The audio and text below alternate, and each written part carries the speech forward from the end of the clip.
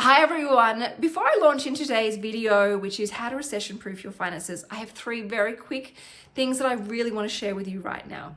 Number one, we've moved house. We've moved to Bondi. So if you're wondering why my background is different, it's because the house is different. We have moved. So from this point on, you will be seeing more and more inside my home because most of my videos are filmed inside my home. Number two, I want to let you know that I'm a licensed, qualified, and educated financial planner. I'm not just some girl that knows a little bit about budgeting and cash flow and even investing. No, I have actually been a financial planner for almost, I'm showing my age here, 20 years. I run my own financial planning practice, which is 15 years old. And I have a Bachelor of Commerce with a major in economics and marketing. And I also have an advanced diploma of financial planning. So I'm here to educate you, to inform you so that you make smart moves when it comes to achieving your own financial goals and dreams. And then the third thing that I want to share with you right now, and that is my channel is universal. So even though you hear an Australian accent from a girl standing in Sydney, Australia, my advice is not just limited to Australians. It's applicable to no matter where you are in the world. My advice is universal. So when it comes to making investment decisions, savings decisions, you can feel safe and reassured that my advice is still relevant and applicable to you. I'm here to add value to you and your financial world and goals.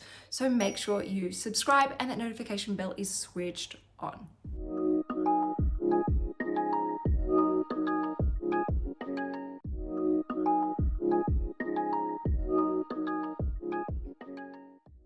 Now, I want to talk to you about how to recession-proof your finances.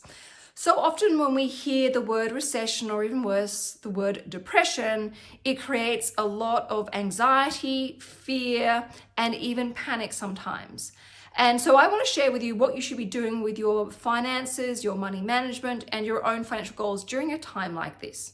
And the truth is, there isn't really that much different you should be doing right now, because when we understand what a recession or depression really is, we understand not to fear it. And we can actually see the blessing in disguise, the opportunity behind all the noise as to how to leverage this to our financial goals and to our financial advantage. So let's get cracking. Number one, when it comes to a recession or even a depression, you must be managing your debt responsibly. Now, this comment is passed off all the time by financial experts, but what does it really mean? Well, number one, it means that you understand exactly who you owe money to and exactly how much. You check in with this amount and this person on a regular basis and keep a note or an Excel spreadsheet, it's even better, of to how much you owe them and when the next repayment is due. It also means you have, and as an absolute minimum, a minimum repayment plan in place, so that you know that your debts are organically, naturally coming down week by week, fortnight by fortnight, month by month, because you are checking in on a regular basis, making note of them coming down. Now, on top of that, you should be also maximizing those minimum repayments within your budget restraints. Yes, that means having a budget, but I'm not going to tell you that in this video because you know that already. What I'm saying here is when you look at your debts and your minimum repayment plans, you should be looking at ways you can increase those minimum repayment plans to the maximum that you can afford so that you get that debt coming down faster and that debt paid off for good. Now, say for example, I owe $1,000 on a credit card and my minimum repayment plan with a credit card provider is say $30 per month. Now, I would factor into my budget that $30 per month, but then I would go through my budget and go, actually, Canna, you can afford to be paying $100 per month, which would mean I would potentially pay off my credit card depending on the interest rate being charged in say 12 months time.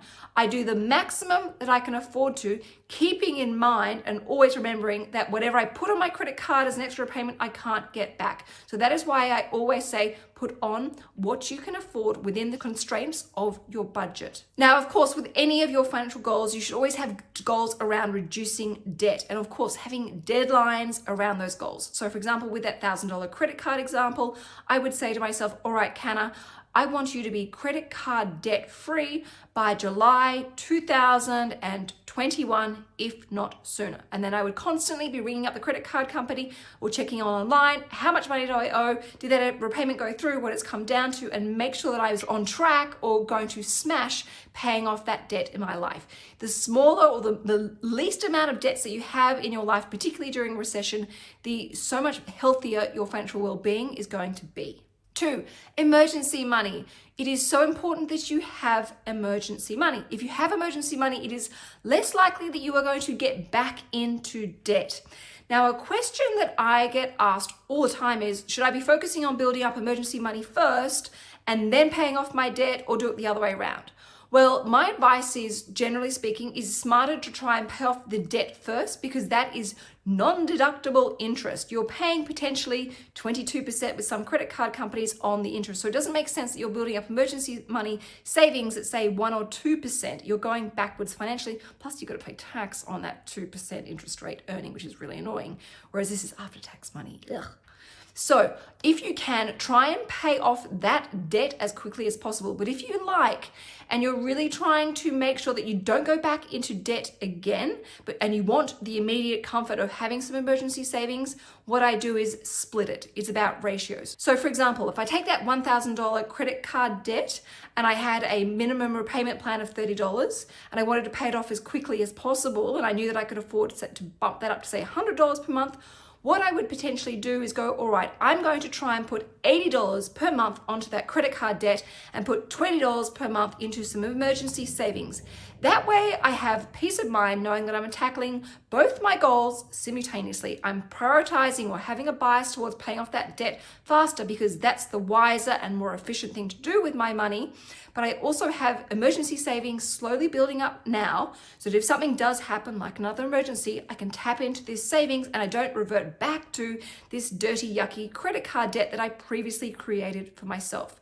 So my answer is, it's not one or the other, it's both. But you've got to work out the right balance that works for you and your budget, because remember, you already have a budget. Now, and another question I get asked is, how do I build up emergency money? Well, you use exactly the same principles that I referred to in point number 1 as to how to build up emergency money. You set up a regular savings plan to build up your emergency savings, and you try and beef that up as much as possible. And just like with the debt, as you would with the savings, whenever extra lump sum money comes your way and you can afford to, throw that money towards your savings, just like you would do if you threw that money towards your debt. You want to be slowly and steadily building up that emergency savings. Now, a lot of people will also say to me, Canna, this is so slow and boring, building up my emergency savings. Yes, it is, but there's a very powerful lesson in there for you. A very wise journey that you will go through. When you come out the other end, you'll get why it was so valuable. And that is because by regularly and slowly and steadily paying off your debts and doing like bursts when you can, and the same with your savings, you're building up very powerful habit systems. And also you're learning to respect and value the flow of money. And you're also getting a big awakening as to how quickly we spend money and how slow it takes to pay back money and to build up savings. So when you do next time go to spend, you think twice and shop mindfully before you splurge. Point number 3, to recession-proof your finances. And that is to start diversifying into other income streams. I'm really hoping that from COVID-19 that people are realizing they cannot be 100% reliant on the income from them physically working or from one single job. It is so important that we all have a skill, even if we're not necessarily using it all the time, or something that we can do that helps bring in extra money as a backup when we need it. Whether it be you've got a skill at selling things, whether it be a skill such as tutoring or walking dogs or house sitting, or another small business on the side, or multiple small businesses on the side, or even better, building up income streams through investing, because that's true or passive income.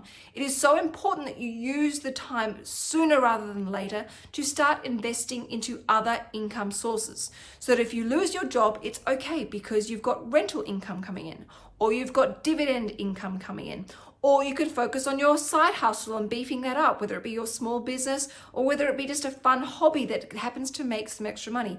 Diversify your skill set, diversify your earning capability and capacity. And of course, yes, it may not necessarily replace 100% of any income that you've lost, but it might give you time allowing you to hang in there for a bit longer until you find a new job or get back on your feet again. It's something I promise you will never regret having as a fallback option. And of course, when you have another income source, it means you're not going to be getting back into debt.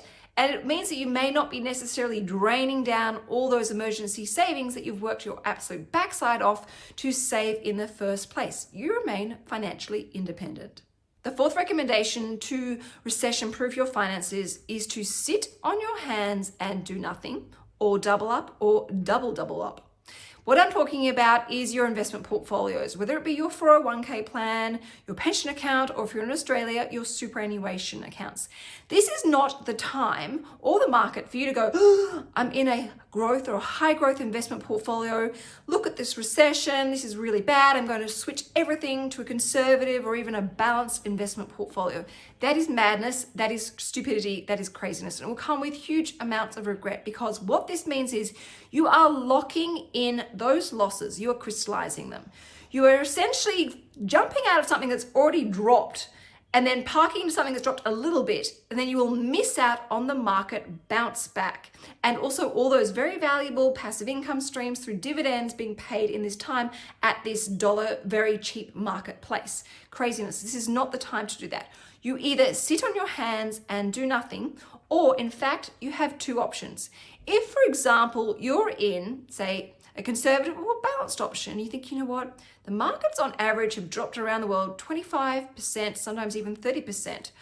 I'm actually going to change from a balanced portfolio, because I think that's too conservative for my long-term financial goals, and switch it to a growth or high growth option.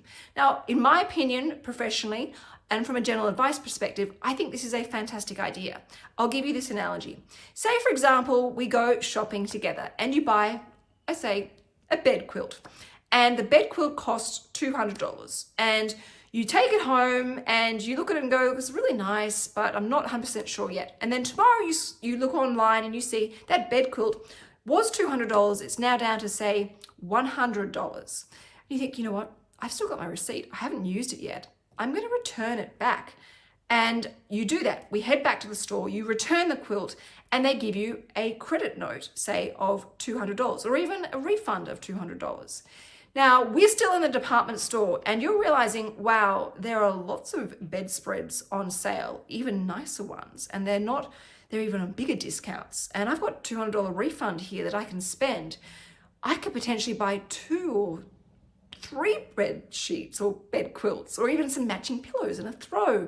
You've got great buying opportunity with that $200 refund. So if you have been umming and ahhing and thinking for a while, look, I think I'm invested too conservatively, or I know I stupidly selected the default balance fund from my investment portfolios, perhaps now is the time to explore switching from something that hasn't fallen that much to something that is much better value for money and is aligned to your long-term financial goals. The third option, which is double up, and that is to look at maximizing the opportunity of these discounts. As I said, markets around the world have dropped on average 25 to 30%.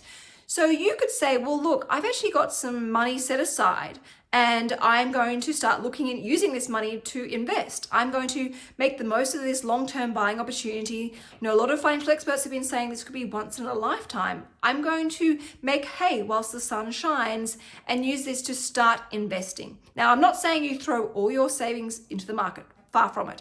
Any money that you invest is long-term investing for at least 10 years, if not indefinitely, because my philosophy is all about buying and holding and growing and building long-term growing passive income streams so that you don't have to work and you can live off your passive income. So when this department store that we talked about, where we bought our bedroom quilt from, is having a huge sale and you've got some spare money set aside for your long-term financial goals, this is potentially a great time to be picking up some fantastic bargains. Now, an important note I want to make for people who have already invested in the market and they're feeling a little bit sick or nauseous right now with the words recessions being blasted across our computers and our phones and our televisions, and that is ignorance is bliss. Now, I don't actually wholeheartedly agree with that, but if you know that your portfolio is well diversified, you've picked high quality investments, and those investments match your long-term financial goals, you do not need to be sitting in front of your computer screen looking at your account balances or your portfolio values all the time. It is a waste of your resources, it is a waste of your time, and it is a waste of the space in your brain. Simply go back and focus on your long-term financial goals. What are you trying to build? What are you wanting to accumulate more of? I guarantee if you do this, you'll either decide not to even look at your investment portfolio because you have faith in your investment decisions because they were based on educational knowledge rather than gut feel or listening to a friend or some sort of silly, crazy, high-risk advice. But focus on the long-term strategy of your financial game plan. And then the fifth and final, and probably one of the most important bits of advice to recession-proof your finances, and that is to keep working on those financial goals. This is not a time where you just go into hibernation and stop spending, stop saving, stop investing. No. This is a time to flourish. This is a time to really strengthen your financial muscles, to learn more, to educate yourself more so that you can see the blessings in disguise. You can see the opportunities amongst us. You can really fine-tune your financial strategy, fine-tune what you want to achieve. And like I say, whether your goals be about paying off debt, building up savings, or starting to invest or continue on your investment journey, you must make sure that you write your goals down. Your goals have a deadline. You check on them on a regular basis, and you're always looking for ideas and opportunities to take yourself one step closer and sooner to achieving that financial goal. This is not a time to be scared. This is a time to be strong. This is a time to be resourceful. This is a time to be efficient and really leapfrog ahead with your financial goals and financial game plan. Now, as you guys know, I'm also on my own financial journey. I am still investing, and I have been investing on a regular basis when I can afford to in building up my investment portfolio. That is, building up my passive income streams.